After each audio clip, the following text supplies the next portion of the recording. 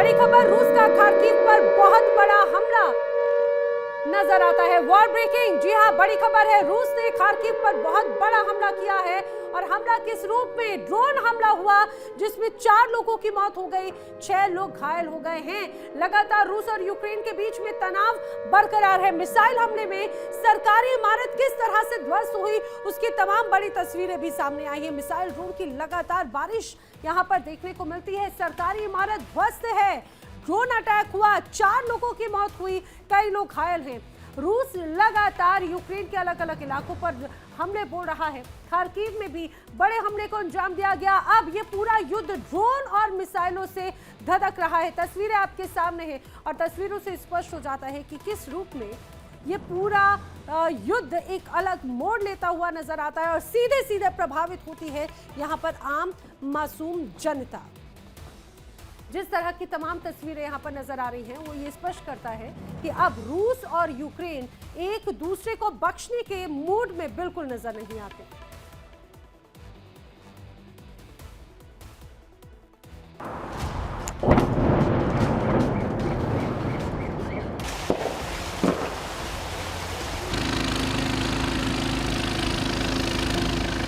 Мы военнослужащие 60-й отдельной мотострелковой бригады 2-го мотострелкового батальона.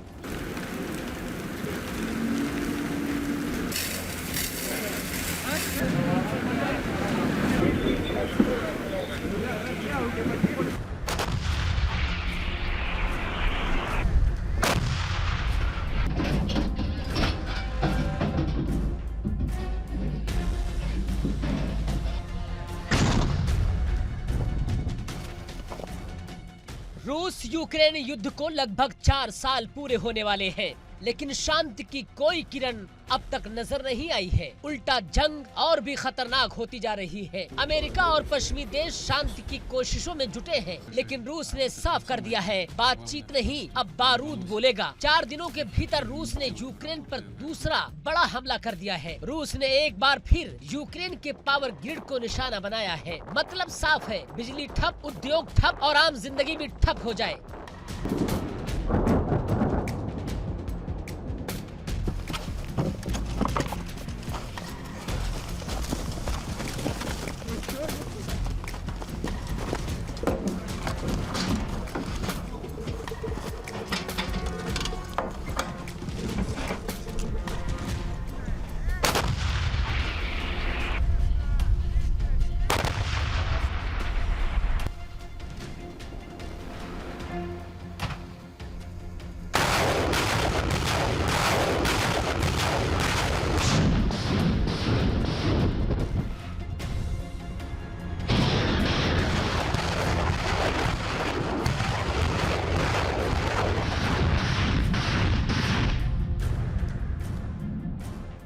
Zelensky के मुताबिक रूस ने रात भर 8 इलाकों पर हमला किया है। करीब 300 ड्रोन, 18 बैलिस्टिक मिसाइल और 7 क्रूज मिसाइलें दागी गई। ये हमला सिर्फ सैन्य नहीं, ये यूक्रेन की रीढ़ तोड़ने की कोशिश है। हमले की सबसे दर्दनाक तस्वीर उत्तर पूर्वी खार्किव से आई है। एक तेल डिपो पर मिसाइल गिरी, 4 लोगों की मौत, 10 लोग घायल। वही राजधानी क्यू में हालात और भी खराब है। तापमान -12 डिग्री सेल्सियस, लाखों घरों की बिजली गुल है। पूरा शहर जनरेटर के शोर में गूंज रहा है। अंधेरा, ठंड और ऊपर से मिसाइलों का डर, यही आज कीव की सच्चाई है।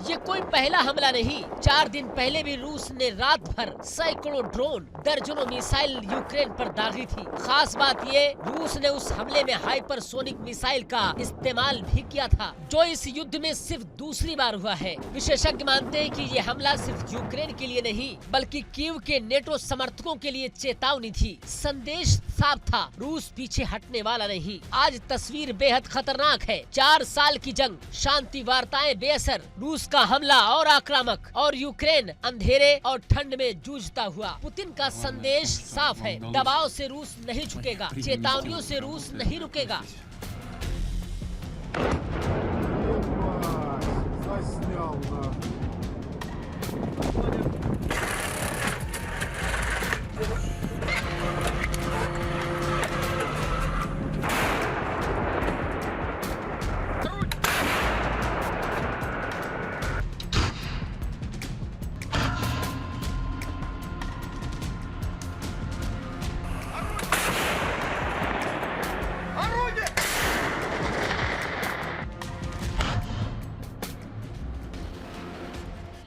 बर्फीली रात, माइनस तापमान और ऊपर से मिसाइलों की मार। रूस लगातार यूक्रेन के बिजली और पानी के ढांचे को निशाना बना रहा है। यूक्रेनी अधिकारियों का आरोप है, रूस सर्दियों को हथियार बना रहा है, यानी गोली नहीं, ठंड से मारने की रणनीति है।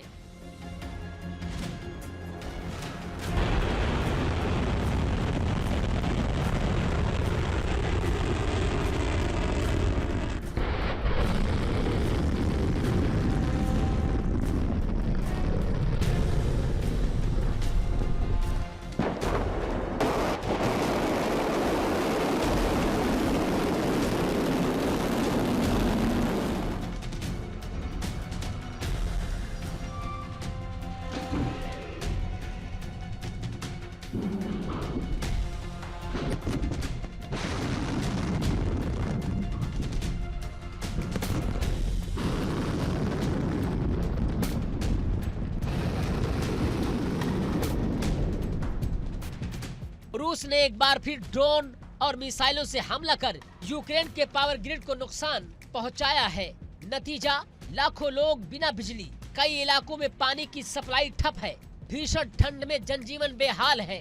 यूक्रेनी अधिकारियों का यहाँ भी कहना है कि ये हमले जानबूझकर सर्दियों के सबसे कठिन दौर में किए जा रहे हैं, ताकि आम लोग टूट जाएं। इस बार हमले की चपेट में ओडिशा भी आया है। अस्पताल क्षतिग्रस्त, स्कूलों की इमारतों को नुकसान और रिहायशी इलाके भी प्रभावित हैं। इस हमले में कम से कम 6 लोग घायल हुए हैं।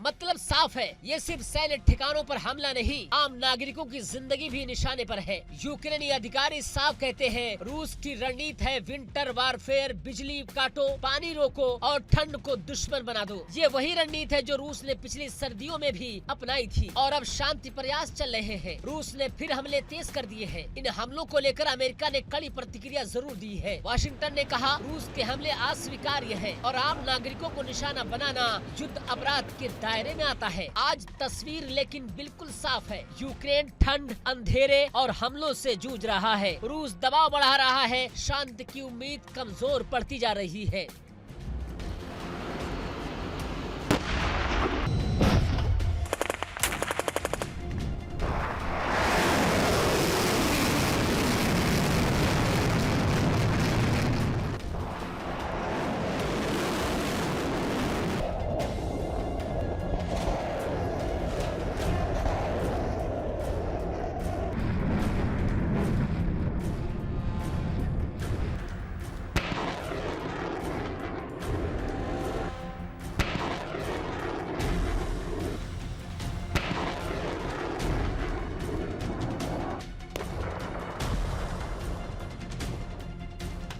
और सवाल वही, क्या दुनिया सिर्फ निंदा करती रहेगी या फिर इस जंग को रोकने के लिए कोई ठोस कदम उठाया जाएगा? क्योंकि हर गुजरती ठंडी रात यूक्रेन के लिए एक नई परीक्षा बनती जा रही है। Bureau report, India daily.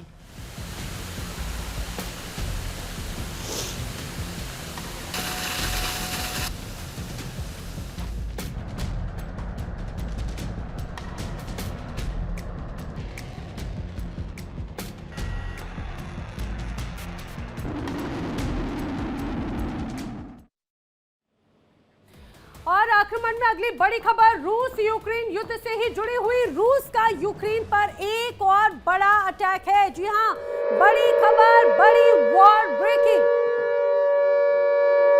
तो रूस ने यूक्रेन पर एक बार फिर से कर दिया है हमला और इस बार दागा है सीधे निशाना अस्पताल पर। मिसाइल से हमला किया है। बच्चों के अस्पताल को टारगेट किया गया। बच्चों का अस्पताल को काफी नुकसान पहुंचा है। बताया जा रहा है कि इस हमले से अस्पताल में भगदड़ मच गई और आग भी लग गई। जानकारी जिस तरह से सामने आई है, इस दौरान कई बच्चे प्रभावित हुए हैं। तस्वीरें दिखाती हूं मैं आपको। देखिए ये तस्वीरें, ये जो आप देख रहे हैं, दरअसल यहाँ पर लगातार फायर ब्रिगेड की टीम और चारों तरफ हड़कंप मचा हुआ है क्योंकि रूस की तरफ से जो बड़ा हमला किया गया वो था दरअसल सीधे अस्पताल पर। अस्पताल यहाँ पर बिल्डिंग अस्त व्यस्त है। ये एम्बुलेंस के हालात देखिए, एम्बुलेंस भी पूरी तरह से यहाँ पर बर्बाद है। यानी कि जो बेसिक नेसेसिटीज हैं उन्हें किस तरह से टारगेट कर रहा है रूस, ये इससे स्पष्ट हो जाता है।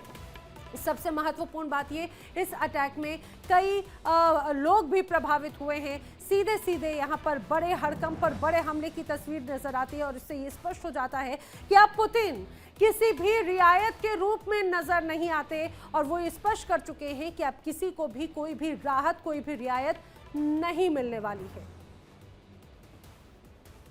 और आक्रमण में अब बारी है आज के सवाल की। आज का सवाल जान लीजिए क्या है। आज का सवाल है, ईरान में कौन सी भाषा बोली जाती है? दो ऑप्शंस आपके सामने, एक है फारसी और दूसरा अरबी। इनमें से क्या है सही जवाब? टीवी स्क्रीन पर दिखाए जा रहे नंबर पर व्हाट्सएप के जरिए आप अपना जवाब हमें भेज सकते हैं। सही जवाब देने वाले लकी विजेता को मिलेगा शानदार इनाम। और अब बारी है कल पूछे गए सवाल का जवाब देने वाले विजेता का नाम जानने की। कल पूछे गए सवाल के विजेता हैं हर्ष झा, जो कि नई दिल्ली बुराड़ी के रहने वाले हैं। हर्ष, आपको इंडिया डेली टीम की तरफ से बहुत शुभकामनाएं, बधाई।